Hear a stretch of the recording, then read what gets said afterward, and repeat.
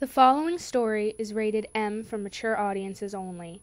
If you've already read the fan fiction, please feel free to continue if you are alright listening to the smut. If not, below is the time in which the smut is put, so please feel free to skip it if you wish. Thank you. Syrup and Honey, Chapter 18. Living life the way they wanted to live it was easier than Blaine had ever imagined it could be. Waking up next to Kurt every morning was easy. Helping him in the bakery during the day was easy. Going to his photography classes 3 times a week was easy. Going to Lima for dinner with their family was easy. Falling asleep in Kurt's arms, or with Kurt in his arms, depending on what they were in the mood for each particular night, was easy. Blaine had never thought his life could be like that, but it was, and he loved every second of it. Sundays were still his favorite days. It was just him and Kurt with nothing coming in between them. It was about lazy mornings, long walks with Robert, cuddling on the couch watching their favorite movies, and just being with each other, which was what Blaine treasured most. It was raining that particular Sunday morning. Kurt and Blaine had a thing for rain, since most of their special moments seemed to happen when the weather was gray and stormy outside. Winter was slowly rolling around once again, and that only made Blaine want to snuggle under the blankets of their bed and sleep in as much as he could wrapped around Kurt. That didn't seem to be Kurt's plan, though. The moment he opened his eyes, his delicious boyfriend next to him, with his long eyelashes painting his cheekbones and his full, beautiful lips looking so kissable, he couldn't resist him. He leaned closer and nuzzled their noses together, smiling, before moving down to mouth at his collarbone. Blaine stirred slowly, his hands moving to the back of Kurt's head, fingers tangling in his hair, as Kurt sucked gently, leaving a little mark behind and then soothing it with his tongue. "Morning," Blaine muttered sleepily. "Good morning, beautiful," Kurt replied, smiling against his skin. "Would you get on your back for me, please?" Blaine shifted, changing positions until his eyes still closed, until he was fully on his back. Kurt straddled him and kissed him, deep and passionate, loving how soft and vulnerable Blaine was when he had just opened his eyes to the new day. His fingertips ghosted gradually over Blaine's skin, traveling down until he could wrap his fingers around his length, which he started stroking teasingly, giving Blaine not even half of the friction he needed. Blaine came into full consciousness with just a few tighter strokes. Kurt settled more comfortably and looked down at him with dark, hungry eyes, smiling in that little gasps of pleasure escaping from Blaine's mouth. "Isn't this a nice way to wake up?" Kurt asked playfully. He already knew how much Blaine loved this. He remembered the first morning Blaine had woken up with Kurt's lips stretched around his erection, surprise and lust shining in his eyes and his orgasm striking him sooner than he expected at how amazing everything felt. "No, it's horrible," Blaine groaned, tilting his hips up to try and get more friction. Kurt chuckled and leaned down to kiss his neck. "You're a terrible liar." Blaine's hand started roaming down Kurt's back until they reached his ass. Kurt kneaded at the tantalizingly firm flesh there, spreading the cheeks apart a bit to have Kurt twisting with anticipation. One of his fingers sneaked in between them to barely brush against his hole, and he felt it twitch at the contact. Blaine smiled into Kurt's chestnut hair. Blaine had learned that Kurt was exquisitely dominant in bed, no matter who was topping and who was bottoming. During the first months, every time they had sex, it was because Kurt had initiated it. Blaine loved when he took charge. It drove him crazy with desire. But he also knew that teasing, feather-like touches that implied more could turn Kurt into a desperate mess of pure want. It paralyzed him, as if he was waiting to see what Blaine would do next. Blaine tugged gently at Kurt's hair to bring him up for a kiss. It started sweet and slow, but soon Kurt was pushing his tongue into Blaine's mouth, needing more. It gradually changed into an open-mouthed, breathless kiss, as Kurt stopped holding himself up on his knees and finally let their hips fit together. They started rocking against each other, building the perfect pace as they kept kissing. Blaine reached towards his bedside table for the lube that had been left there last night. He didn't stop moving as he coated his fingers with it, and then he touched Kurt's entrance again, who startled a bit at the cold feeling, but immediately recovered and started pushing back, trying to get Blaine to touch him more intimately. Blaine complied, sliding one finger inside and loving how Kurt moaned low in contentment. Blaine took his time opening and stretching him, and Kurt helped by pushing back eagerly against his hand every time Blaine thrust his fingers in, eagerly. He had barely inserted a third finger when Kurt growled, impatient at grabbing his wrist. "Enough, please, it's enough," he said, his voice high and desperate. Blaine nodded and grabbed the lube again, covering his cock with it. He put his hands on Kurt's hip bones, brushing his thumbs against the skin there, and looking into Kurt's blue eyes for a moment, before guiding him down and sinking deep inside of his boyfriend with a groan. He always needed to stop at times like this. It didn't matter if Kurt was inside him or if he was the one inside Kurt. He always needed a second to let the overwhelming feeling of being so close to the man he loved beat in his chest before he calmed down and was able to move. Those seconds, those brief seconds of just taking in how beautiful Kurt was, how it felt to be connected, how happy he was to be there, were precious to him. Those seconds seemed to be what made his new life real, because he was never as vulnerable as he was then, giving everything he had to someone else and receiving everything Kurt had in return. In times like those, he knew Kurt was the man he would love until the day he died. Kurt started moving, and Blaine met him with every thrust. They created their perfect rhythm, holding each other tightly and panting with their mouths glued together.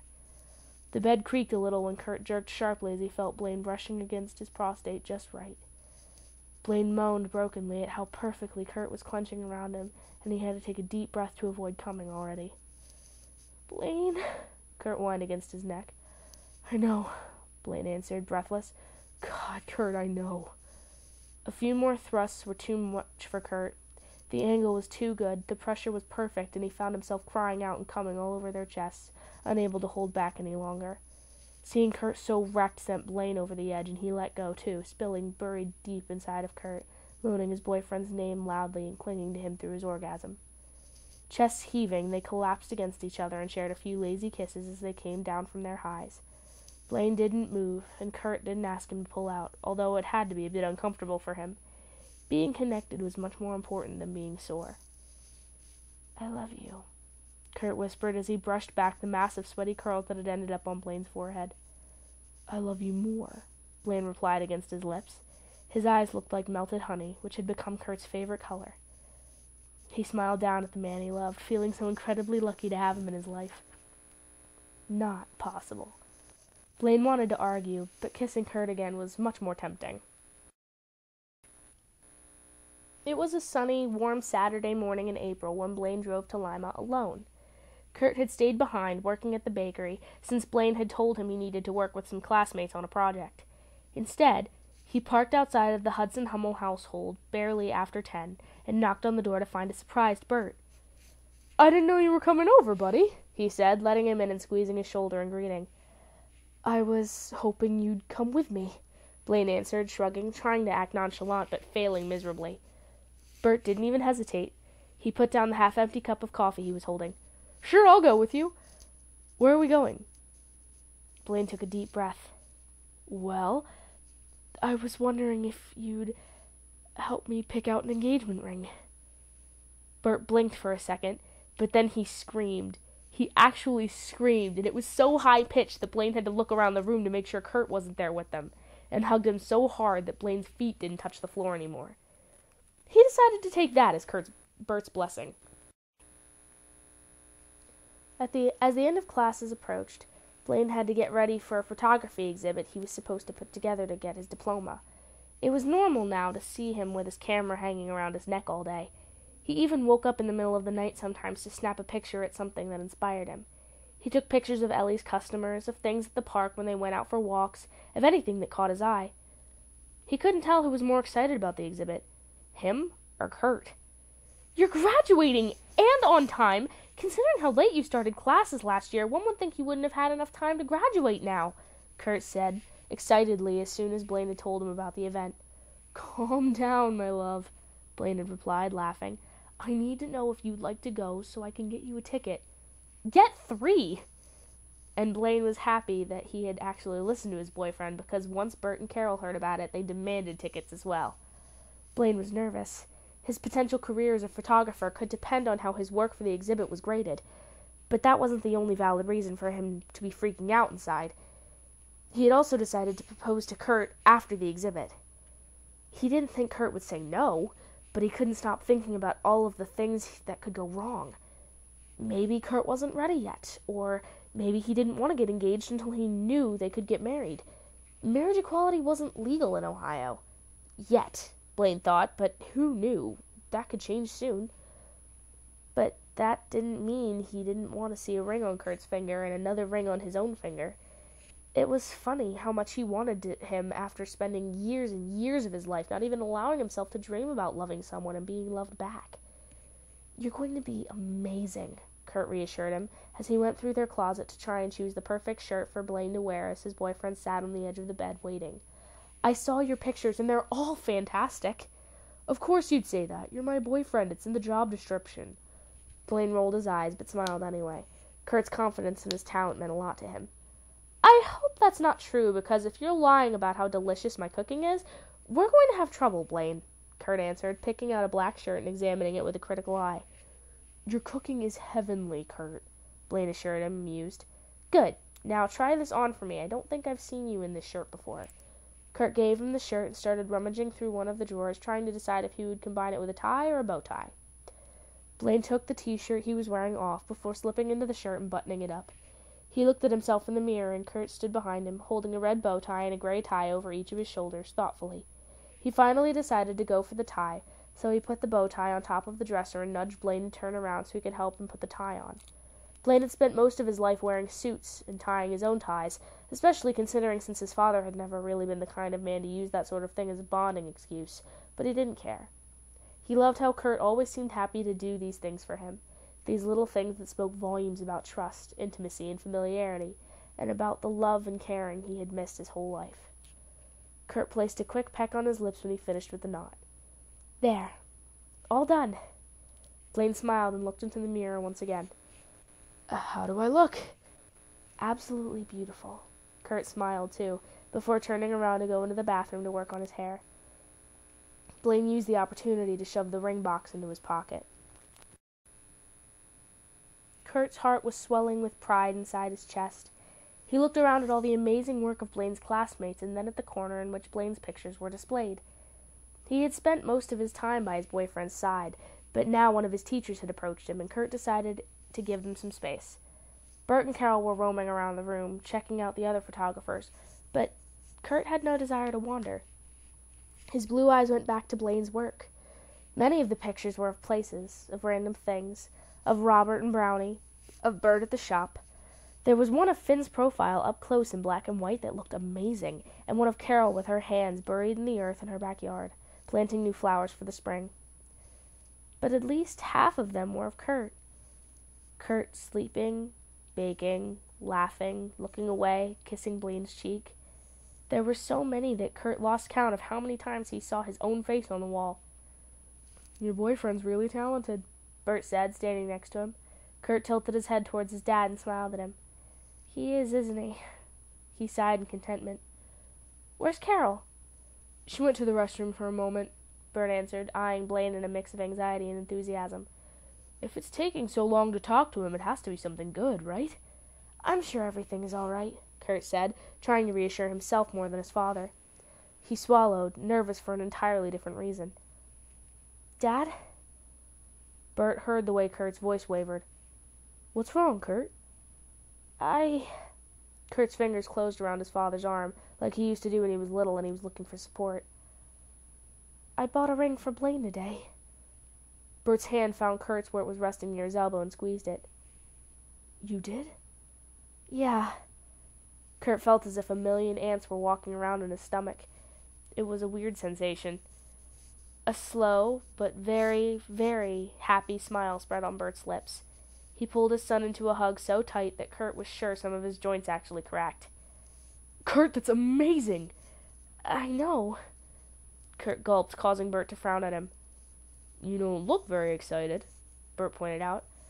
"I'm just not sure if I should propose," Kurt confessed, glancing quickly at Blaine to check that he was still busy. "We've never talked about marriage. I don't even know if he wants to get married." Bert cleared his throat awkwardly. "Well, I'm sure you'll figure it out. Maybe you should talk to him." "I don't know why I bought the damn thing," Kurt said, exasperated. "I went shopping for a new pair of jeans to wear tonight, and I saw the ring at the jewelry shop, and it looked so perfect." "Kurt, don't freak out about this." Bert patted his back. "Having a ring doesn't mean you have to propose immediately. Just take your time if you're not ready." Kurt's eyes fell on Blaine again.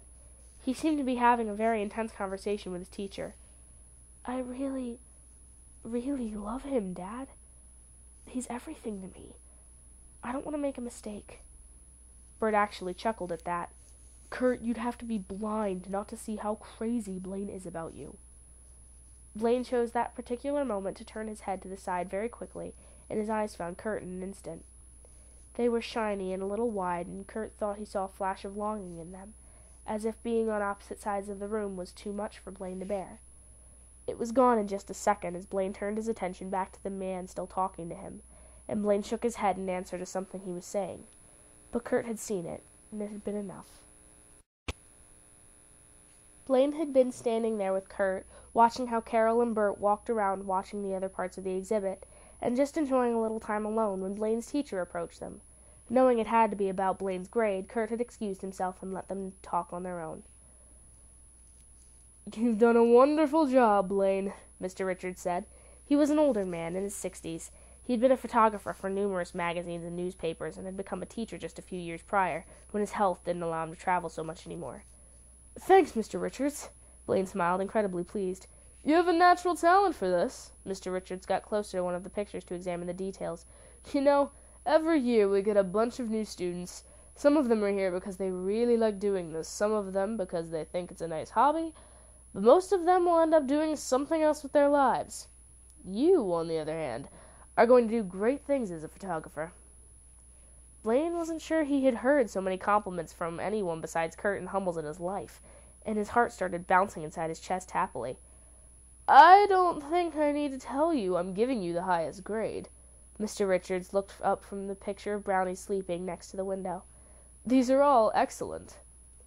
Blaine's smile was so big he was sure his face would be sore the next day. "Thank you so much. You don't know how much I appreciate this." The man was quiet for a moment. He lingered at a picture of Kurt's face.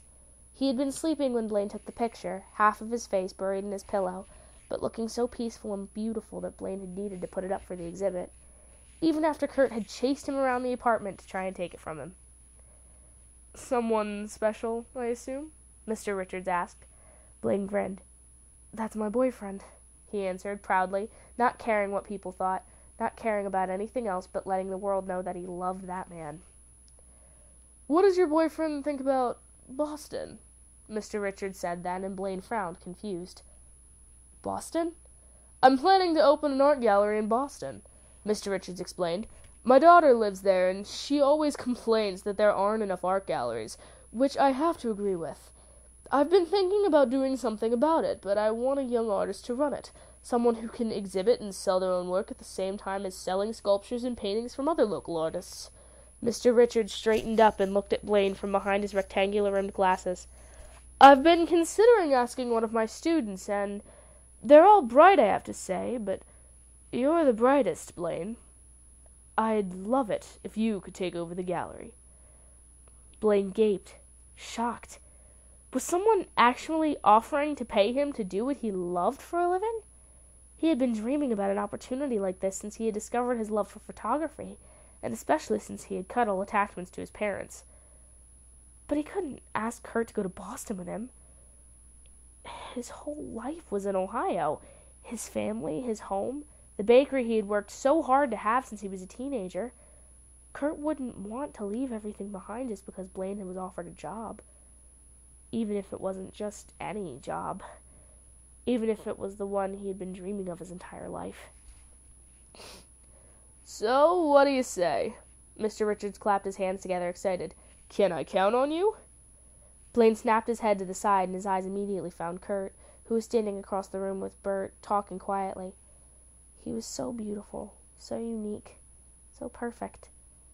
The dreams and fantasies Blaine had had about the man he wanted to fall in love with years ago didn't even begin to describe how amazing Kurt was. He was everything, and he couldn't ever leave him behind just for something as stupid as a job. He would work for the rest of his life at the bakery if that meant he could stay with Kurt. The rest didn't matter to him. He looked back at Mr. Richards and shook his head. "I'm sorry, I can't do it." Mr. Richards seemed confused, as if he wasn't expecting his offer to be rejected.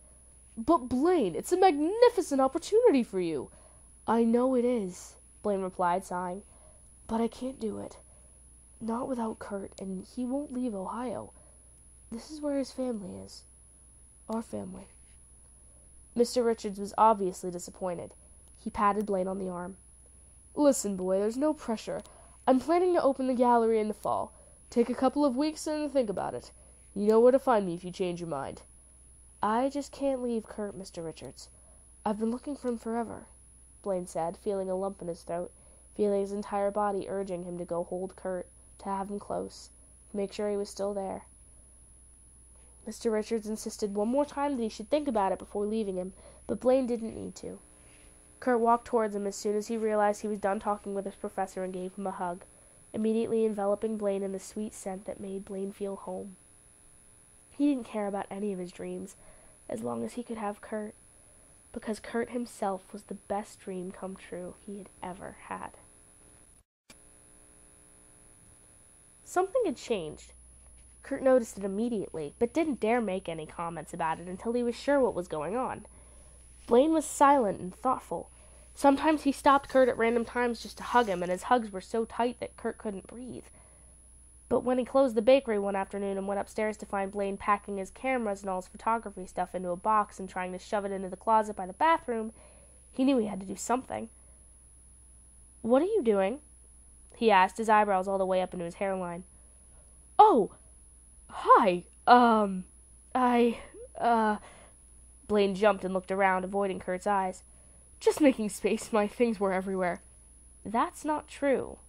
Kurt tilted his head to the side in confusion. "You have your own shelf there for all of your cameras and photography books. Why are you putting everything away?" "No reason, really. I was just..." Blaine tried to laugh it off, but it was so painful looking at it that Kurt's heart clenched at the sight and sound. "Blaine, you don't know how to lie." He cut him off, taking a step towards him, grabbing the box from him and putting it down on the floor. "Tell me the truth. What is it?" Blaine gulped. "Oh, Kurt, it's nothing. Please, just drop it." "It's obviously something," Kurt exclaimed a bit desperately. "Just tell me what it is." "I've been offered a job," Blaine answered before he could stop himself. Kurt blinked for a few seconds before looking truly blissful. "Oh, honey, that's wonderful! What kind of job?" "In an art gallery," Blaine replied. The excitement spread over Kurt's face as he smiled. "That's even better, Blaine! What—" "It's in Boston." The silence was so abrupt that they could almost hear each other's heartbeats. Kurt could feel his breathing quickening, but he tried his best to remain calm. You're going to Boston?" he asked, choking a bit on his own words. "Is that what you're doing? You're packing your things and leaving?" Blaine's eyes went wide. "What? No, Kurt, I'm not leaving." "Then why didn't you want to tell me about this?" Kurt asked, on the verge of tears. "Because it doesn't matter." Blaine took a few steps towards him and pulled him into his arms. "I'm not going. I can't do that." Kurt clung to him, fisting the shirt Blaine was wearing in his hands and burying his face in his neck. "You could have told me." "There was no point, sweetheart." Blaine moved to the couch, still holding Kurt, and sat down, pulling Kurt onto his lap. He rocked back and forth soothingly. "I'm not going. I thought it wouldn't matter if I didn't mention it."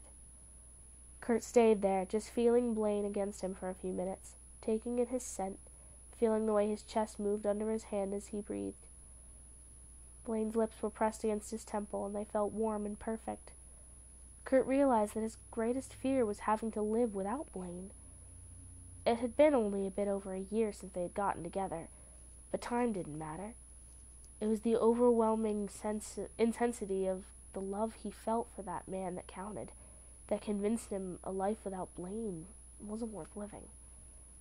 Finally, Kurt lifted his head and looked into Blaine's hazel eyes, frowning. "Blaine, do you want to go?" He had to ask.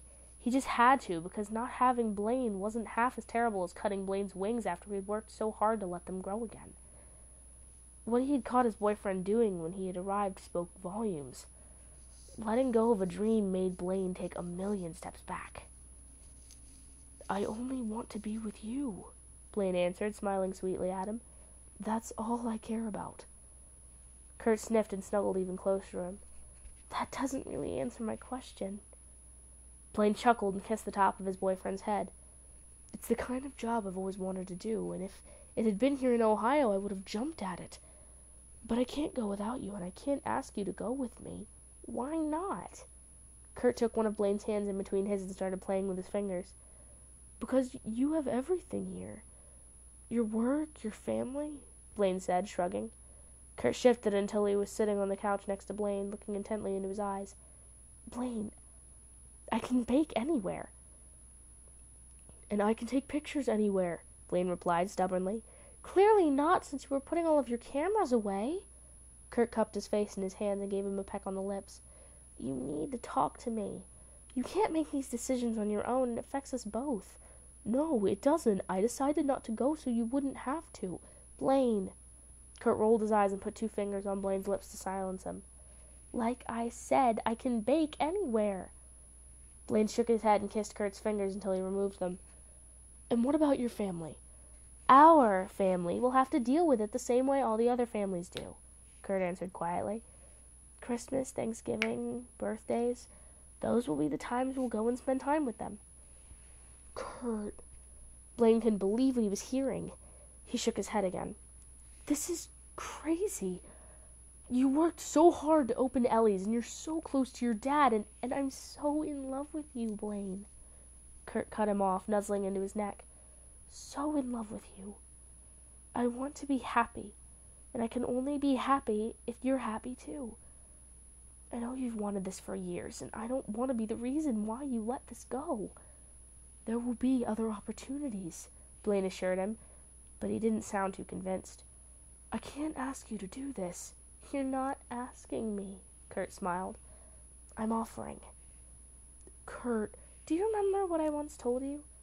About not wanting to leave Ohio because I was afraid I would be alone? Kurt asked, tracing the outline of Blaine's jaw with his fingertips. Blaine nodded. Well, I'm not afraid of leaving Ohio or of being alone anymore. Blaine swallowed, his gaze boring into Kurt's deeply. Are you completely sure about this? Kurt bit his lip, already feeling the excitement pooling in his stomach. Yeah, I actually think I am. Blaine moved forward for a kiss, and Kurt instantly melted into it. Were they really going to move to Boston? It sounded so surreal. He had woken up this morning without a single idea of how his life would change just mere hours later. Except for one thing.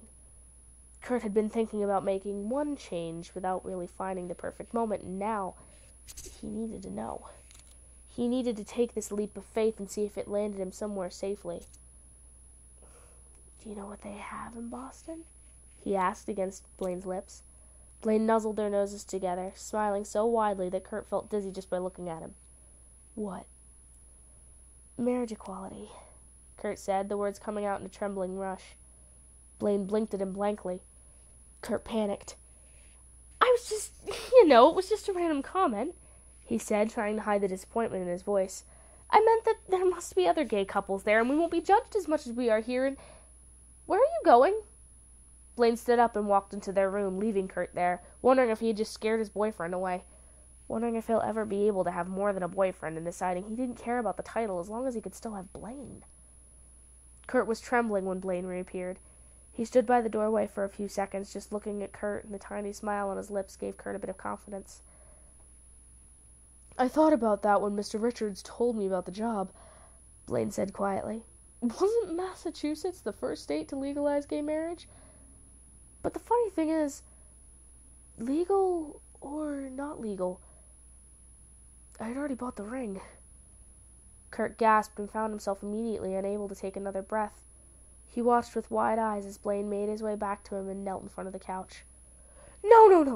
You're not doing this! Kurt started hyperventilating, digging his nails into the cushions. No, you're not doing this, Blaine! Blaine startled and fell back on his butt, ending up sitting on the floor instead of kneeling.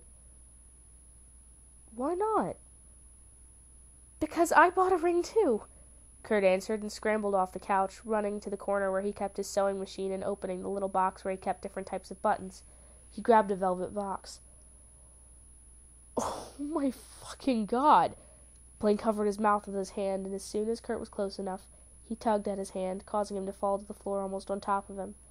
Kurt yelped loudly and tried to hold himself before collapsing against Blaine's chest. Kurt, what are we doing? Kurt gave him a watery smile. Well, sweetheart, I think we're both proposing. Without being able to hold back, Blaine put a hand on the back of Kurt's neck and brought him in for a desperate kiss, almost whining into it. But I had another idea for this.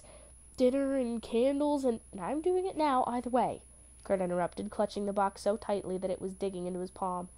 I spent nearly my whole life thinking it would matter how the proposal went, if it was romantic and flawlessly planned, but I just don't care about it anymore, Blaine, because all I want for you is for you to say yes. Yes! Blaine exclaimed without even letting him finish. Yes, Kurt, always yes! Kurt laughed as he felt the few tears spilling down his cheeks. He opened the box and took the silver band with a single diamond out to place it on Blaine's finger. It has my name engraved on the inside. I hope that's fine. Yours has mine. Blaine bit his lip, loving the feeling of the cold metal against his skin as Kurt slid it into place. Kurt, I love it. I love you. I love you too, but give me my ring before I take yours back, Kurt said, rolling his eyes in pretended impatience. Blaine chuckled and wiped his tears away, taking the box out of his pocket and presenting it to Kurt. I practiced this in front of the mirror 1,000,000 times, so I'm going to be a bit formal about it, okay? Blaine murmured, making Kurt giggle as he cried a bit more. He nodded, and Blaine took a deep breath. Kurt, you're the love of my life. You saved me. You're the reason I'm happy. I just want to be with you for the rest of my life, and... Blaine closed his eyes, frowning. Damn, I forgot what was next. I have it on paper. Let me. Oh my God, Blaine, just do it! Kurt sobbed breathlessly. Okay. Blaine cleared his throat and grabbed Kurt's hand. Kurt, will you be my husband? I'll be your husband. Yes, Blaine, yes, he whispered, overcome with emotion. He rested their foreheads together as he looked down to see Blaine putting the beautiful silver ring with 2 diamonds on his finger. They kissed, and they cried, and they rolled on the floor laughing. Robert started barking at them and then whining, without understanding what the hell was going on. Brownie watched the whole thing from her place on the kitchen table, completely uninterested, where she was soaking up the last rays of sun. They started fighting over who was going to be the one to call Bert and Carol to tell them the news, and then they chased each other around the apartment for the phone, until Blaine ended up wrapping his arms around Kurt's waist and throwing him over his shoulder with surprising ease. He carried him into the bedroom and dropped him on the bed, crawling on top of him immediately and silencing his protests with a burning kiss.